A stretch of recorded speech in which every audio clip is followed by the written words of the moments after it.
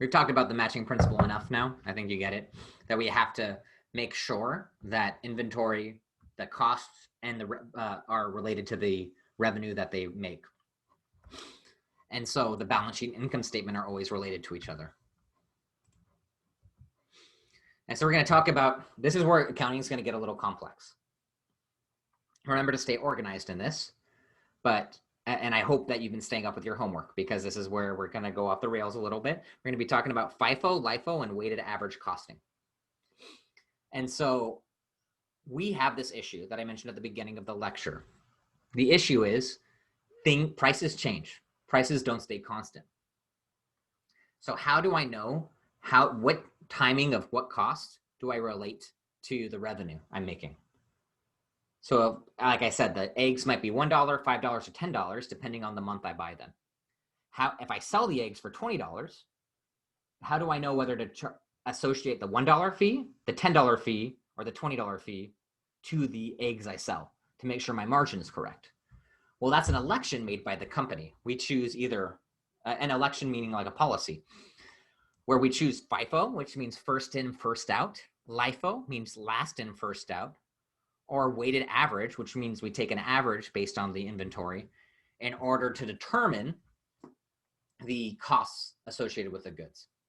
You can see that our companies in the US have a variety of election purposes. So most of them use FIFO, some use LIFO, some use weighted average, and then there's a few others who elect some kind of alternative method.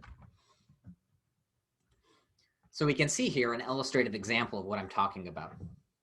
So here we have products. The first is on the bottom. So on May 1st, we bought something for $45. We can call it a widget, like just some kind of unit of something, for $45. On May 3rd, it's worth $65, and on May 6th, it's $70. In each of the scenarios, I sell it for $100, the same product for $100. But I'm going to elect a different accounting methodology for each of these, and we can see how that impacts gross margin, our income statement, and our balance sheet here. So if I use first in, first out, and I sell it for $100, I'm going to associate the first cost with that sale. So the first time I make the sale, I'm going to associate the first cost. So our gross profit here would be $55. The $100 minus the 45 would equal our 55. And then our inventory would be the last two costs, the 70 plus the 65. So 135. If I do last in, first out, we flip it, right? The net sales minus my cost of goods sold is 70. Of 70 is $30 of gross profit. And our inventory would be 110, the first two products. If I take the weighted average, I take the $180 of total costs divided by the 3 units and make it $60 each.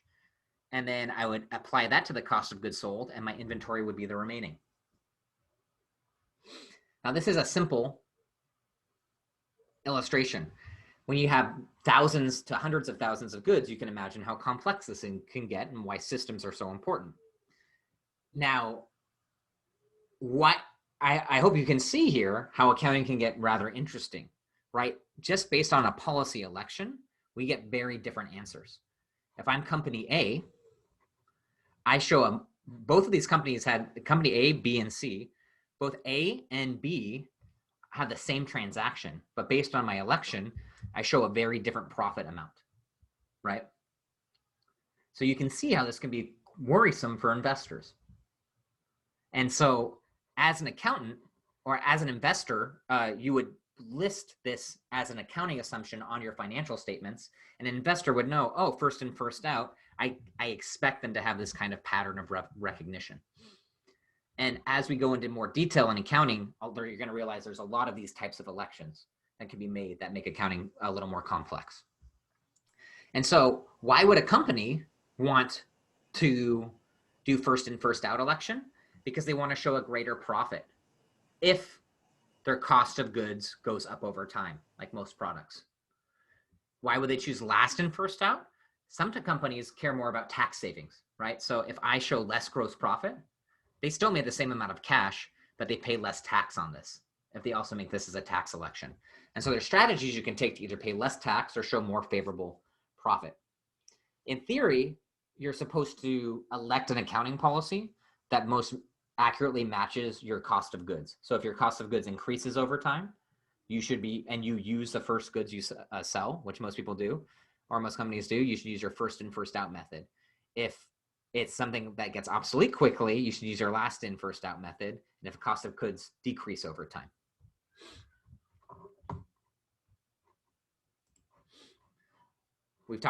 I've asked you to memorize this before. So this is really important. Does this make sense? If there's any questions here, this is where we're going to spend the most of the rest of the lecture on, is how to do this as we start tracking multiple lines of inventory. So feel free to ask questions here before we get stuck. Okay, so a few questions. So there's a question asking about what happens if inventory is stolen.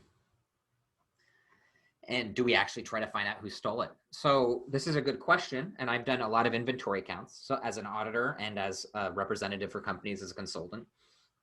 And if as an auditor, you come in and find out inventory is wrong, let's say a lot of inventory is missing, as my job is just financial reporting. So I'll tell the company and the managers, hey, your books are off.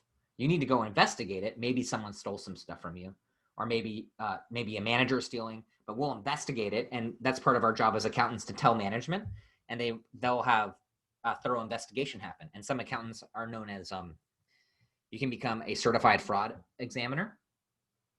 And those certified fraud examiners, you could actually go work for the FBI as an accountant if you get this license after you get your CPA. And you would go investigate situations like this. Like, hey, is a manager stealing? And it could be anything from a manager stealing inventory to managers siphoning money, right? Or executives siphoning money from the company. So it's a whole interesting area. So you would go investigate it, but our jobs primarily are just to spot that there's an issue. So if we see a history of, maybe we expect one or two goods to be stolen from customers, we might reserve it. But if there's something unusual, then we'd go investigate it in detail. Our job wouldn't be to find out who it is unless we're a certified fraud examiner. And then, let's see. And then we would just write off that inventory as a cost. And why would companies not always opt out for lower taxes? Many companies do. The US is the only country that allows LIFO, and it's 4 tax advantages. But it, as you can see here, it shows kind of an unfavorable revenue, and it shows unfavorable profit, right? Generally, you will show a lower gross profit if goods increase over time, which generally they do. If you use the LIFO method, you'll show a lower gross profit. So many companies would rather show a higher gross profit and take a higher tax bill rather than show a lower gross profit, because they want it to be seen as favorable, or because first in, first out is just correct, right? Like that's the pattern of recognition, is that most accurately matches how a company operates, and their accountants are doing the right thing by matching their business. But many companies will also take LIFO to lower their tax bill. Any other questions?